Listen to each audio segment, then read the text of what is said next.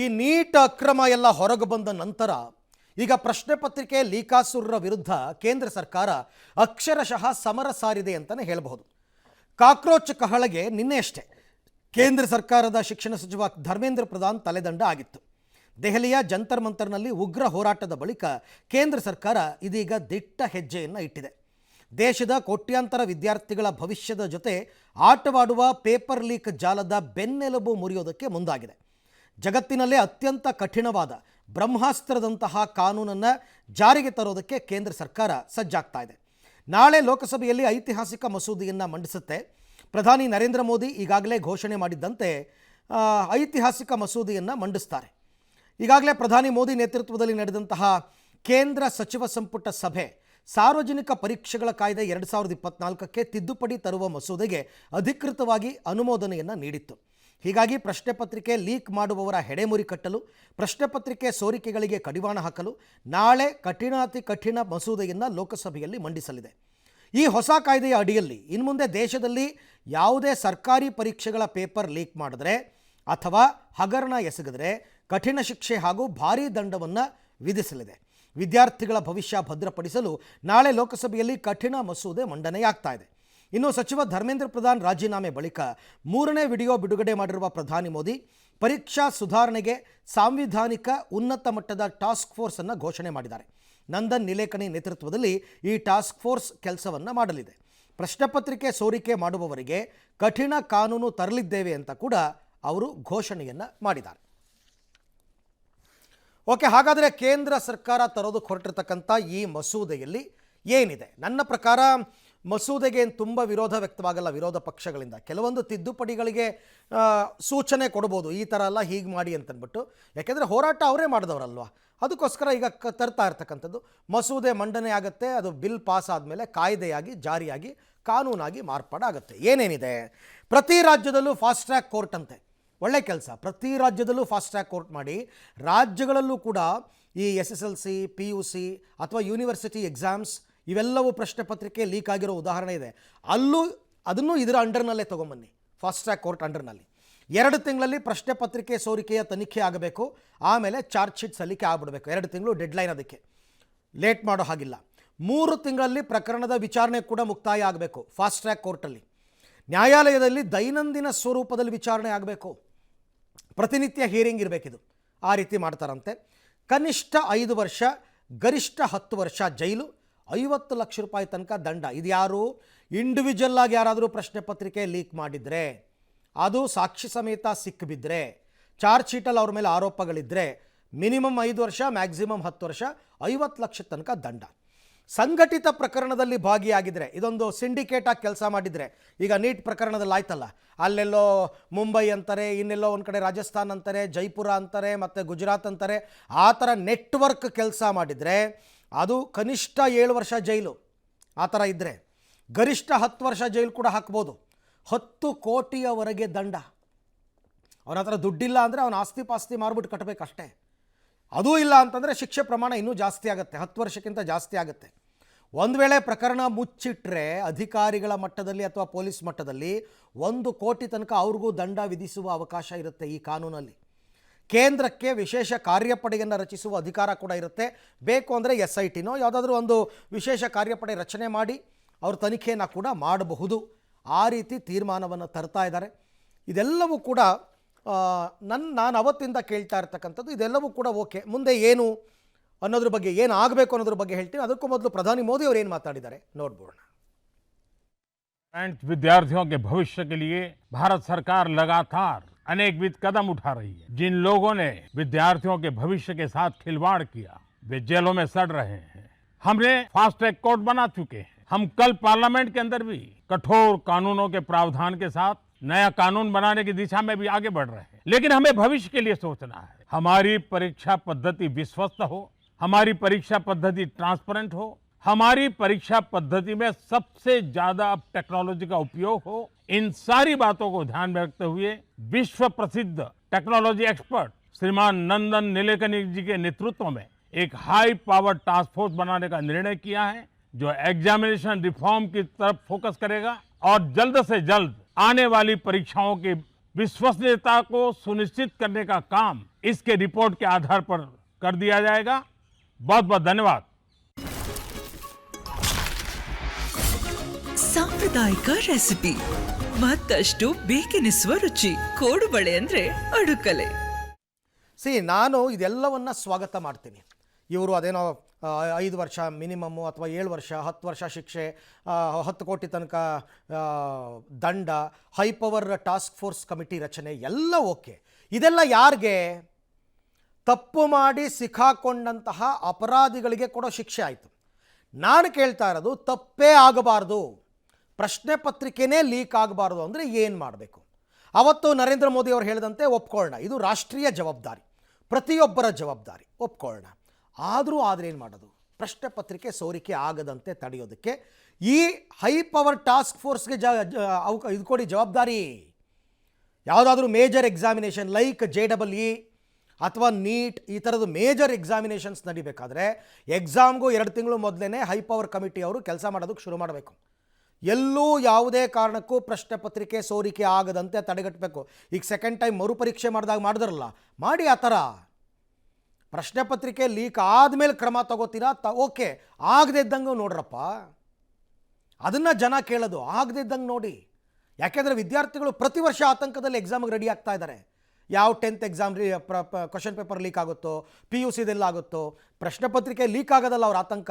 ಮತ್ತೆ ಎಕ್ಸಾಮ್ ಮಾಡಬೇಕಲ್ಲ, ಮತ್ತೆ ಓದಬೇಕಲ್ಲ ಕೂತ್ಕೊಂಡು. ಈಗ ನೀಟ್ ಎಕ್ಸಾಮು ಫಸ್ಟ್ ಟೈಮ್ ಆಗಿದ್ರಲ್ಲಿ ಟಾಪ್ ಬಂದಿದ್ದವರು ಸೆಕೆಂಡ್ ಮರುಪರೀಕ್ಷೆನಲ್ಲಿ ಕಡಿಮೆ ಮಾರ್ಕ್ಸ್ ತಗೊಂಡಿದ್ದಾರೆ. ಅವ್ರಿಗೆ ಯಾರು ಜವಾಬ್ದಾರಿ? ಅವ್ರ ಭವಿಷ್ಯಕ್ಕೆ.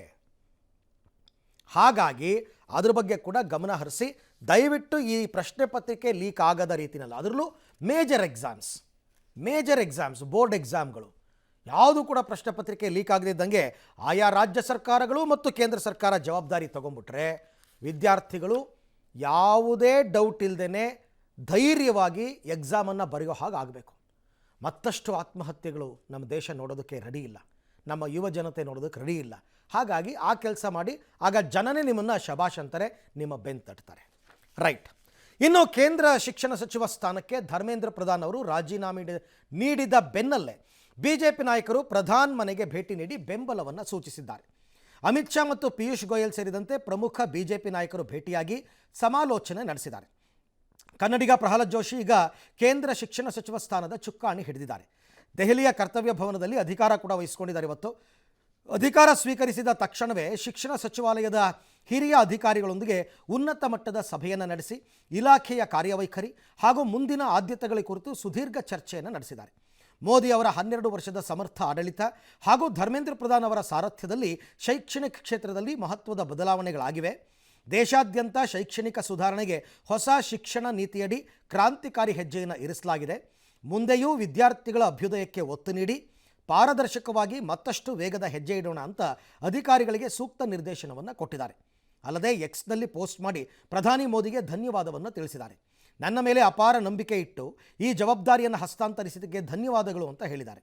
ಈತ ಪ್ರಧಾನ್ ಮೊದಲ ದಿನವೇ ರಾಜೀನಾಮೆ ಕೊಡೋದಕ್ಕೆ ಬಯಸಿದ್ರು, ಆದರೆ BJP ನಾಯಕರು ಅದಕ್ಕೆ ಒಪ್ಪಿರಲಿಲ್ಲ ಅಂತ ಮಧ್ಯಪ್ರದೇಶ ಸಚಿವ ಕೈಲಾಶ್ ವಿಜಯ್ ವರ್ಗೀಯ ಹೇಳಿದ್ದಾರೆ. ಇಷ್ಟೆಲ್ಲ ಹೋರಾಟ ಸಂಘರ್ಷಗಳ ಮಧ್ಯೆ ಶಿಕ್ಷಣ ಸಚಿವರಾಗಿರುವ ಪ್ರಹ್ಲಾದ್ ಜೋಶಿ ಮುಂದೆ ಸಾಲು ಸವಾಲುಗಳು ಇದೆ.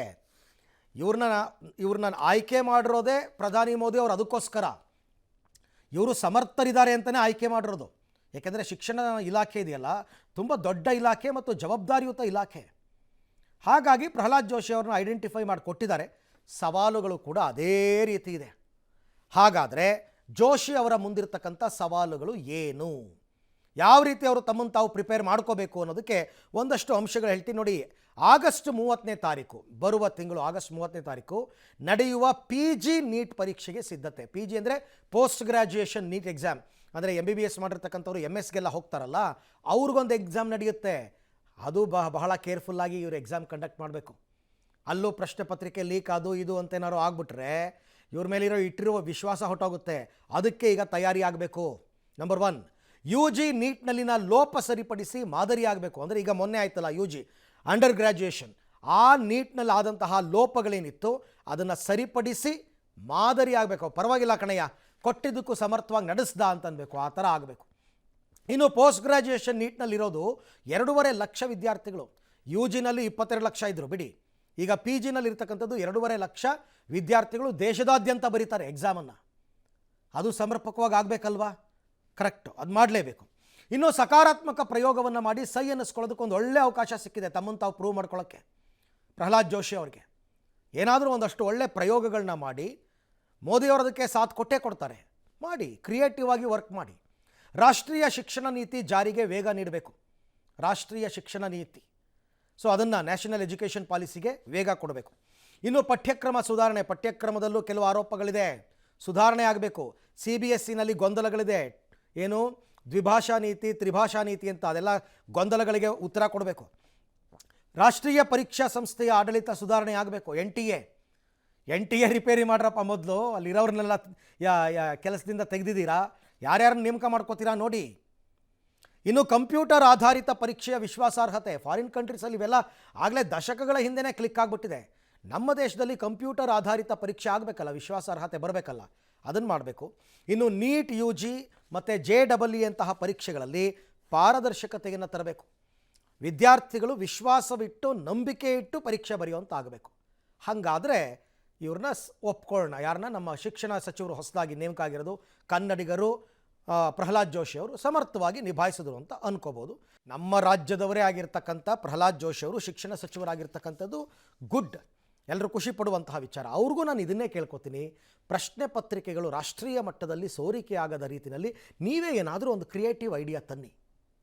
ಏನು ಮಾಡ್ಬೋದು ಯೋಚನೆ ಮಾಡಿ. ನೀವು ಸಮರ್ಥರಿದ್ದೀರಾ, ನಿಮಗೆ ಶಕ್ತಿ ಇದೆ, ದಯಮಾಡಿ ನೀವೇನಾದರೂ ಮಾಡಿ ಪ್ರಶ್ನೆ ಪತ್ರಿಕೆ ಸೋರಿಕೆಯನ್ನು, ಯಾಕೆಂದರೆ ಇದು ನಿರಂತರವಾದ ಪಿಡುಗು. ನಿಮಗೆ ನೀಟ್ ವತಿಯಿಂದಲೇ ಅಂದರೆ NTA ವತಿಯಿಂದಲೇ ಎಷ್ಟು ಪ್ರಶ್ನೆ ಪತ್ರಿಕೆ ಸೋರಿಕೆ ಆಯಿತು ಕಳೆದ 10 ವರ್ಷದಲ್ಲಿ, 150ಕ್ಕೂ ಹೆಚ್ಚು ಬಾರಿ. ಪಿಡುಗು ಇದು. ಇದಕ್ಕೆಲ್ಲ ನೀವೇನಾದರೂ ಬೇಲಿ ಹಾಕಿಬಿಟ್ರೆ ನಿಜವಾಗ್ಲೂ ಕೂಡ ಎಲ್ಲರೂ ಖುಷಿ ಪಡ್ತಾರೆ. ಪಾರದರ್ಶಕವಾಗಿರುತ್ತೆ. ಎಕ್ಸಾಮ್ಗಳನ್ನ ಬರೆಯೋದಕ್ಕೆ ವಿದ್ಯಾರ್ಥಿಗಳು ಧೈರ್ಯವಾಗಿ ಹೋಗ್ತಾರೆ. ಆ ರೀತಿ ಮಾಡಿ.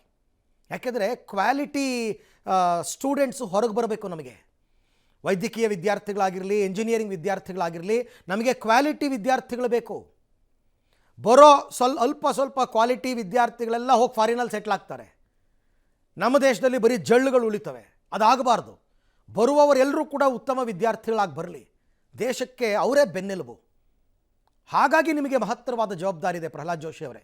ದಯಮಾಡಿ ಆ ವಿಚಾರದಲ್ಲಿ ಪ್ರಶ್ನೆ ಪತ್ರಿಕೆ ಸೋರಿಕೆಯನ್ನು ತಡೆಗಟ್ಟೋ ನಿಟ್ಟಿನಲ್ಲಿ ಏನಾದರೂ ಒಂದು ಕ್ರಮ ತಗೊಳ್ಳಿ. ಕ್ರಮ ತಗೊಂಡು ಅದನ್ನು ಎಫೆಕ್ಟಿವ್ ಆಗಿ ಇಂಪ್ಲಿಮೆಂಟ್ ಮಾಡಿ. ಆಗ ನಿಮ್ಮನ್ನು ಯಾವ ಕಾಲಕ್ಕೂ ಜನ ಸ್ಮರಿಸ್ಕೋತಾರೆ. ಅವರೊಬ್ಬರು ಇದ್ದರು ಕಣ್ರಿ ಪ್ರಹ್ಲಾದ್ ಜೋಶಿ ಅಂತಂದ್ಬಿಟ್ಟು, ಏನು ಅದ್ಭುತವಾದ ರೆವಲ್ಯೂಷನ್ ತಂದರು ಅಂತೀರಾ ಅಂತ ಮಾತಾಡ್ಕೋಬೇಕು. ಆ ರೀತಿ ಮಾಡಿ ಎಲ್ಲರೂ ಕೂಡ ನಿಮಗೆ ಥ್ಯಾಂಕ್ಸನ್ನು ಹೇಳ್ತಾರೆ. ಮುಂದಿನ ಸ್ಟೋರಿ ನೋಡೋದಾದರೆ, ನೀಟ್ ಪ್ರಶ್ನೆ ಪತ್ರಿಕೆ ಸೋರಿಕೆಯನ್ನು ವಿರೋಧಿಸಿ ಪ್ರತಿಭಟನೆ ನಡೆಸ್ತಾ ಇದ್ದ ವಿದ್ಯಾರ್ಥಿಗಳ ಮೇಲೆ ಪೊಲೀಸರು ಕ್ರಮ ತಗೊಂಡಿದ್ರಲ್ಲ, ಜಂತರ್ ಮಂತರ್ನಲ್ಲಿ ಲಾಠಿ ಚಾರ್ಜು ಎಲ್ಲ ಆಗಿತ್ತಲ್ಲ. ಈ ಕ್ರಮವನ್ನು ಖಂಡಿಸಿ ಕೇಂದ್ರ ಗೃಹ ಸಚಿವ ಅಮಿತ್ ಶಾಗೆ ರಾಹುಲ್ ಗಾಂಧಿ ಅವರು ಪತ್ರ ಬರೆದಿದ್ದಾರೆ. ಇದೊಂದು ಅಮಾನವೀಯ ಮತ್ತು ಕ್ರೂರ ದಾಳಿ ಅಂತ ಲೋಕಸಭೆ ವಿಪಕ್ಷ ನಾಯಕ ರಾಹುಲ್ ಗಾಂಧಿ ಕಿಡಿಕಾರಿದ್ದಾರೆ. ಜುಲೈ 20ರಂದು ದೆಹಲಿಯಲ್ಲಿ ಶಾಂತಿಯುತ ಪ್ರತಿಭಟನೆ ನಡೆಸ್ತಾ ಇದ್ದ ವಿದ್ಯಾರ್ಥಿಗಳ ಮೇಲೆ ನಡೆದ ಅಮಾನವೀಯ ದಾಳಿಗೆ ಹೊಣೆಗಾರಿಕೆ ಯಾರು ಅಂತ ಪ್ರಶ್ನೆ ಮಾಡಿದ್ದಾರೆ. ವಿದ್ಯಾರ್ಥಿಗಳು ನ್ಯಾಯಸಮ್ಮತ ಶಿಕ್ಷಣ ವ್ಯವಸ್ಥೆಯನ್ನು ಮಾತ್ರ ಕೇಳ್ತಾ ಇದ್ದರು. ಆದರೆ ಅವರ ಮೇಲೆ ಪೆಲೆಟ್ ಗನ್ ದಾಳಿ, ಲಾಠಿ ಚಾರ್ಜನ್ನು ಮಾಡಲಾಯಿತು. ಪೆಲೆಟ್ ಗನ್ ಬಳಕೆಗೆ ಅನುಮತಿ ಕೊಟ್ಟಿದ್ದು ಯಾರು? ಉತ್ತರ ಕೊಡಿ ಅಂತ ಆಕ್ರೋಶ ಹೊರಹಾಕಿದ್ದಾರೆ. ಇನ್ನು ಧರ್ಮೇಂದ್ರ ಪ್ರಧಾನ್ ಅವರದ್ದು ಬಲವಂತದ ರಾಜೀನಾಮೆ ಅಂತ ಗೃಹ ಸಚಿವ ಪ್ರಿಯಾಂಕ್ ಖರ್ಗೆ ಆರೋಪಿಸಿದ್ದಾರೆ. ಲಾಠಿ ಚಾರ್ಜ್ಗೆ ಬಳಸಿದ ಲಾಠಿಯಲ್ಲಿ ಮೊಳೆಗಳು ಹೇಗೆ ಬಂದವು? ಸಿವಿಲ್ ಡ್ರೆಸ್ನಲ್ಲಿದ್ದವ್ರು ಯಾರು? ಅವರೇನು ಪೊಲೀಸರಾ? RSSನವರ? ನೋಡಿ, ಪ್ರಿಯಾಂಕ್ ಖರ್ಗೆ ಇಲ್ಲೂ ಬಿಡಲ್ಲ, ಇಲ್ಲೂ RSSನವ್ರನ್ನ ತರ್ತಾ ಇದ್ದಾರೆ. ಎಲ್ಲದಕ್ಕೂ ಕೇಂದ್ರ ಗೃಹ ಸಚಿವರು ಉತ್ತರ ಕೊಡಲಿ ಅಂತ ಆಗ್ರಹಿಸಿದ್ದಾರೆ. ಸಚಿವ MB ಪಾಟೀಲ್ ಕೂಡ ಕೇಂದ್ರದ ವಿರುದ್ಧ ಹರಿಹಾಯ್ದಿದ್ದು, ಪ್ರಧಾನಿ ಮೋದಿ ಕುಂಭಕರ್ಣ ನಿದ್ದೆಯಿಂದ ಈಗ ಎದ್ದಿದ್ದಾರೆ ಅಂತ ಲೇವಡಿ ಮಾಡಿದ್ದಾರೆ. ಧರ್ಮೇಂದ್ರ ಪ್ರಧಾನ್ ಅವರ ರಾಜೀನಾಮೆ ಆತ್ಮಸಾಕ್ಷಿಯ ರಾಜೀನಾಮೆ ಅಲ್ಲ, ಬಲವಂತದ ರಾಜೀನಾಮೆ. ಡೆಲ್ಲಿನಲ್ಲಿ ಆದಂತ ಟಿಯರ್ ಗ್ಯಾಸ್ ಶೆಲ್ಲಿಂಗ್ ಇರಬಹುದು, ಪೆಲೆಟ್ ಫೈರಿಂಗ್ ಇರಬಹುದು, ಮಕ್ಕಳ ಮೇಲೆ ಲಾಠಿ ಚಾರ್ಜ್ ಮಾಡಿದಿರಬಹುದು, ಅದು ಯಾರು ಆರ್ಡರ್ ಕೊಟ್ರು? ನಿಮ್ ಲಾಠಿ ಮೇಲೆ ಯಾಕೆ ಮಳೆಗಳಿತ್ತು? ಸಿವಿಲ್ ಡ್ರೆಸ್ ನಲ್ಲಿ ಜನರು ಬಂದಿದ್ರು, ಅವರು ಬಿಜೆಪಿ ಕಾರ್ಯಕರ್ತರ, RSS ಕಾರ್ಯಕರ್ತರ, ಅದೆಲ್ಲ ಸ್ಪಷ್ಟಗೊಳಿಸ್ಬೇಕಲ್ಲ. ಅಮಿತ್ ಶಾ ಅವ್ರ ಮೌನ ಮುರಿಬೇಕಲ್ಲ. ನಿಶ್ಚಿತವಾಗಿ ನಾವು ಕ್ಷಮೆ ಕೇಳೋದಲ್ರಿ, ಜೀವ ವಾಪಸ್ ಕೊಡ್ತೀರಾ? 21-22 ಜನ ಪ್ರಾಣ ಕಳ್ಕೊಂಡ್ರಿ, ಜೀವ ವಾಪಸ್ ಕೊಡ್ತಾರೆ ಮೋದಿ? ಪರಿಹಾರ ಕೊಡ್ಬೋದು, ನೀವು ಜೀವ ವಾಪಸ್ ಕೊಡ್ತೀರಾ? ಅವ್ರದ್ದು 47 ದಿವಸ ಕುಂಭಕರ್ಣ ನಿದ್ದೆದಿಂದ ಈಗ ಎದ್ದು ಇದು ಮಾಡ್ತಾ ಇದ್ರೆ ಇದು ಸರಿಯಾಗೋದಲ್ಲ. ಮೋದಿ ಯುಗ ಅಂತ್ಯ. ವಿಚಾರದಲ್ಲಿ ನಾನಿಲ್ಲಿ ಮಾತಾಡಬೇಕು. ಮೊದಲನೇದಾಗಿ ರಾಹುಲ್ ಗಾಂಧಿ ಬರೆದಿರೋ ಪತ್ರ. ರಾಹುಲ್ ಗಾಂಧಿ ಅವರು ಬರೆದಿರೋ ಪತ್ರ, ಅವ್ರು ಕೇಳಿರೋ ಪ್ರಶ್ನೆ ಎಲ್ಲವೂ ಸರಿ ಇದೆ, ನಾನು ಒಪ್ಕೋತೀನಿ. ನೋಡಿ, ಅವ್ರು ಪ್ರತಿಭಟನೆ ಮಾಡ್ತಾಯಿದ್ರು ವಿದ್ಯಾರ್ಥಿಗಳು, ಕರೆಕ್ಟು. ಅವತ್ತು ಸ್ವಲ್ಪ ಗಲಾಟೆ ಜಾಸ್ತಿ ಆಯಿತು, ಕರೆಕ್ಟು, ಎಲ್ಲ ಒಪ್ಕೊಳ್ಳೋಣ. 25-30 ಲಕ್ಷ ವಿದ್ಯಾರ್ಥಿಗಳು ಏಕಾಏಕಿ ಸಂಸತ್ಗೆ ಮುತ್ತಿಗೆ ಹಾಕೋದಕ್ಕೆ ಬಂದರೆ ಏನು ಮಾಡಬೇಕು? ರಾಹುಲ್ ಗಾಂಧಿಯವರೇ ಉತ್ತರ ಕೊಡಲಿ. ಏನು ಮಾಡಬೇಕು? ಬನ್ನಿರಪ್ಪ, ಮುತ್ತಿಗೆ ಹಾಕಿ ಸಂಸತ್ನಲ್ಲಿ ಅಷ್ಟೊತ್ತಿಗಾಗಲೇ ಕಲಾಪ ನಡೀತಾ ಇತ್ತು, ಪ್ರಧಾನಮಂತ್ರಿಗಳಿಂದ ಹಿಡಿದು ಎಲ್ಲ ಪಕ್ಷದ ಗಣ್ಯರು ಇದ್ದರು. ನೀವು ಬಂದ್ಬಿಟ್ಟು 30 ಲಕ್ಷ ಜನ ಮುತ್ತಿಗೆ ಹಾಕ್ತೀನಿ ಅಂತಂದರೆ ತಡಿಬೇಕಾ ಬೇಡವಾ? ನನಗೆ ರಾಹುಲ್ ಗಾಂಧಿಯವರೇ ಹೇಳಿ ಉತ್ತರ, ತಡಿಬೇಕಾ ಬೇಡವಾ? ನಂಬರ್ 1. ಎರಡನೇದು, ಅವರು ಏಟಾಗಿರ್ತಕ್ಕಂಥ ವಿದ್ಯಾರ್ಥಿಗಳ ಬಗ್ಗೆ ಮಾತನಾಡ್ತಾ ಇದ್ದಾರಲ್ಲ, ಅವ್ರಿಗಿಂತ ಹೆಚ್ಚಾಗಿ ಪೊಲೀಸರಿಗೆ ಏಟಾಗಿದೆ. ವಿದ್ಯಾರ್ಥಿಗಳಿಗೆ ಕಡಿಮೆ 150 ಪೊಲೀಸರಿಗೆ ಏಟಾಗಿದೆಯಲ್ಲ, ಪೊಲೀಸರ ಬಗ್ಗೆ ನಿಮ್ಗೊಂಚೂರು ಕರುಣೆ ಇಲ್ವಾ? ಅವ್ರ ಆರೋಗ್ಯ ವಿಚಾರಿಸಿದ್ರಾ? ಅವರಲ್ಲಿ ಯಾರನ್ನಾರು ಹಾಸ್ಪಿಟ್ಲಿಗೆ ಹೋಗಿ ಮೀಟ್ ಮಾಡಿದ್ರಾ? ಇಲ್ಲ. ಅಂದರೆ ಅರ್ಥ ಏನು? ಪೊಲೀಸರು ಹೊಡೆದಿದ್ದು ಯಾರು? ಎರಡೂ ಕಡೆಯಿಂದ ಆಗಿದೆ, ಎರಡೂ ಕಡೆಯಿಂದ ಆಗಿದೆ. ಈ ಮಾತು ನಾನು ಹೇಳ್ತಿರೋದಲ್ಲ, ವಿದ್ಯಾರ್ಥಿಗಳೇ ಹೇಳಿದ್ದಾರೆ. ಎರಡೂ ಕಡೆಯಿಂದ ಹೊಡೆದಾಟ ಬಡದಾಟ ಆಗಿದೆ ಅಂತಂದ್ಬಿಟ್ಟು. ಹಾಗಾಗಿ ಪೊಲೀಸರು ತಮ್ಮ ಕರ್ತವ್ಯವನ್ನು ಮಾಡಿದ್ದಾರೆ. ಕರ್ತವ್ಯವನ್ನು ತಡೆಗಟ್ಟೋ ಸಂದರ್ಭದಲ್ಲಿ, ಅಂದರೆ ಈ ಥರ ಹೋರಾಟಗಳನ್ನ ಲಾಠಿ ಚಾರ್ಜ್ ಮಾಡ್ತಾರೆ. ಅವ್ರಿಗೆ ಯಾರೂ ಅಧಿಕಾರ ಕೊಡೋದು ಬೇಕಾಗಿಲ್ಲ. ಶಾಂತಿ ಸುವ್ಯವಸ್ಥೆ ಕಾಪಾಡೋದಕ್ಕೆ ಪೊಲೀಸ್ ಇರತಕ್ಕಂಥದ್ದು. ಹಾಗಾಗಿ ಹಾಗಂತ ನಾನು ಸಮರ್ಥಿಸ್ಕೋತಾ ಇಲ್ಲ. ಎರಡೂ ಕಡೆಯಿಂದ ಆಗಿದೆ. ನೀವು ಎರಡಕ್ಕೂ ಉತ್ತರ ಬರೀರಿ, ನೀವು ಎರಡಕ್ಕೂ ಪತ್ರ ಬರೀರಿ. ರಾಹುಲ್ ಗಾಂಧಿ ಅವರು ಪೊಲೀಸರ ಮೇಲೆ ಯಾರು ಹೊಡೆದ್ರು ಅಂತ ಕೇಳಿ ಗೃಹ ಸಚಿವರನ್ನ, ಉತ್ತರ ಅವರೇ ಕೊಡಲಿ, ಅವ್ರ ಥರ ಸಾಕ್ಷಿಗಳಿದ್ರೆ. ನಂಬರ್ 1. ಎರಡನೇದು, ಪ್ರಿಯಾಂಕ ಖರ್ಗೆ ಅವ್ರು ಕೇಳ್ತಾರೆ, ಇದು ಬಲವಂತದ ರಾಜೀನಾಮೆ.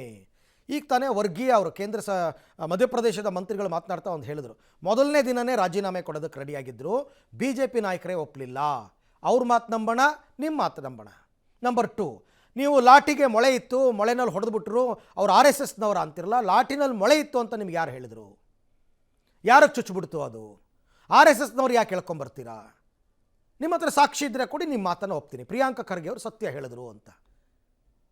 ಮೂರನೇದು, MB ಪಾಟೀಲ್ ಅವರು ಹೇಳಿದ್ರು ನರೇಂದ್ರ ಮೋದಿ ಅವರ ಜಮಾನ ಮುಗೀತು. ಅದನ್ನು ನೀವು ಯಾರು ಡಿಸೈಡ್ ಮಾಡೋದಕ್ಕೆ?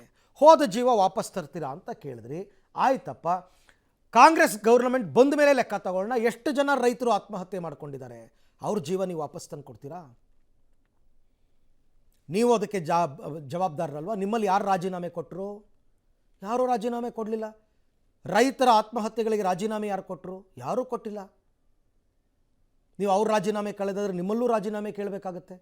ಎಷ್ಟು ಹಗರಣಗಳು ನಡೀತು, ಯಾರು ರಾಜೀನಾಮೆ ಕೊಟ್ಟರು? ಯಾರೂ ಕೊಟ್ಟಿಲ್ಲ.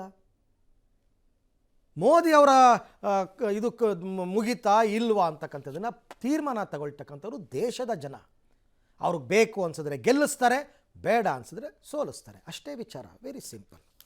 ಇನ್ನು ಈ ಕಾಕ್ರೋಚ್ ಜನತಾ ಪಾರ್ಟಿಯವರು ಪ್ರತಿಭಟನೆಯನ್ನು ಕೊನೆಗೊಳಿಸಿದ್ರಲ್ಲ, ನಿನ್ನೆಗೆ ಕೊನೆಗೊಳಿಸಿದ ನಂತರ ದೆಹಲಿಯ ಜಂತರ್ ಮಂತರ್ ಈಗ ಕೂಲ್ ಆಗಿದೆ. ಕಳೆದ ಎಷ್ಟೋ ದಿನಗಳಿಂದ ಒಂಥರ ಬಿಸಿಯ ವಾತಾವರಣ ಇಲ್ಲಿ. ಸ್ವಚ್ಛತಾ ಕಾರ್ಮಿಕರು ನಿನ್ನೆ ರಾತ್ರಿಯೇ ಜಂತರ್ ಮಂತರ್ನ ಕ್ಲೀನ್ ಮಾಡಿದ್ದಾರೆ. ಜಂತರ್ ಮಂತರ್ನಲ್ಲಿದ್ದ ವೇದಿಕೆಗಳನ್ನು ತೆರವು ಮಾಡಿದ್ದಾರೆ. ಕೂಗಾಟ ಚೀರಾಟ ಇಲ್ಲದೆ ಜಂತರ್ ಮಂತರ್ ಸಂಪೂರ್ಣ ನಿಶ್ಶಬ್ದವಾಗಿದೆ. ಟಾಲ್ಸ್ಟಾಯ್ ಮಾರ್ಗ, ಜಂತರ್ ಮಂತರ್, ಸಂಸದ್ ಮಾರ್ಗ, ಜೈಸಿಂಗ್ ಮಾರ್ಗ ಮತ್ತು CP ಪ್ರದೇಶವನ್ನು ಸಂಪೂರ್ಣವಾಗಿ ಸ್ವಚ್ಛಗೊಳಿಸಲಾಗಿದೆ. ಜಂತರ್ ಮಂತರ್ ಮತ್ತು ಸುತ್ತಮುತ್ತಲಿನ ಪ್ರದೇಶಗಳಲ್ಲಿ ದೊಡ್ಡ ಪ್ರಮಾಣದ ಸ್ವಚ್ಛತಾ ಕಾರ್ಯಾಚರಣೆ ನಡೆಸಿ ಸುಮಾರು 60 ಮೆಟ್ರಿಕ್ ಟನ್ ತ್ಯಾಜ್ಯವನ್ನು ತೆರವುಗೊಳಿಸಿದ್ದಾರೆ. 100ಕ್ಕೂ ಹೆಚ್ಚು ನೈರ್ಮಲ್ಯ ಕಾರ್ಮಿಕರು, ಭಾರೀ ವಾಹನಗಳು ಮತ್ತು ಯಾಂತ್ರೀಕೃತ ಉಪಕರಣಗಳನ್ನು ನಿಯೋಜನೆ ಮಾಡಿ ಇದನ್ನೆಲ್ಲ ಕ್ಲೀನ್ ಮಾಡಿದ್ದಾರೆ. ಯಾಕೆಂದರೆ ವಾಟರ್ ಬಾಟ್ಲುಗಳು, ಆಮೇಲೆ ಅವ್ರಿಗೆ ಫುಡ್ ಬರ್ತಾ ಇತ್ತಲ್ಲ, ಅದೆಲ್ಲ ತಿಂದು ಅಲ್ಲೇ ಬಿಸಾಕಿದ್ರು. ಅದು ಹೆಂಗಾಗ್ಬಿಡುತ್ತೆ ಅಂತಂದರೆ, ಪ್ರತಿಭಟನೆ ಓಕೆ, ಪ್ರತಿಭಟನೆ ಮುಗಿದ ಮೇಲೆ ಮಾಡಿದ್ರಲ್ಲ ಪಾಪ, ಇವ್ರಿಗೆ ಸಲ್ಯೂಟ್ ಮಾಡಬೇಕು ಸ್ವಚ್ಛತಾ ಕಾರ್ಮಿಕರಿಗೆ. ಏನು ತಮಾಷೆನೇನ್ರಿ? 60 ಮೆಟ್ರಿಕ್ ಟನ್ ತ್ಯಾಜ್ಯ ಎಲ್ಲಿಗೆ ತೊಗೊಂಡೋಗ್ತೀರಾ? ಮೊದಲೇ ದೆಹಲಿಯಲ್ಲಿ ಪೊಲ್ಯೂಷನ್ ಅನ್ನೋದು ಪೀಕಲ್ಲಿದೆ ಪೊಲ್ಯೂಷನ್. ಉಸಿರಾಡೋ ಗಾಳಿ ವಿಷವಾಗಿದೆ. ಹೀಗಿರಬೇಕಾದ್ರೆ ಹೆಂಗೆ ಸಾಧ್ಯ? ಆಯಿತು, ಬಟ್ ಏನೋ ಒಂದು ಹೋರಾಟ ಇವಾಗ ತಾರ್ಕಿಕ ಅಂತ್ಯ ಕಂಡಿದೆ, ಕ್ಲೀನ್ ಮಾಡಿದ್ದಾರೆ. ಇನ್ನು ಮುಂದೆ ಆದರೂ ಸ್ವಲ್ಪ ರೂಲ್ಸ್ ಆ್ಯಂಡ್ ರೆಗ್ಯುಲೇಷನ್ಸ್ ಟಫ್ ಮಾಡಬೇಕು. ಯಾರೇ ಅಲ್ಲಿ ಹೋರಾಟ ಮಾಡೋದಕ್ಕೆ ಇರೋದು ಜಂತರ್ ಮಂತರು. ಸ್ವಲ್ಪ ಸ್ವಚ್ಛತೆಯನ್ನು ಕಾಪಾಡಿ ಅಂತ ಹೇಳಬೇಕಾಗತ್ತೆ. ನೋಡೋಣ ಮುಂದಕ್ಕೆ ಏನಾಗುತ್ತೆ ಅಂತ.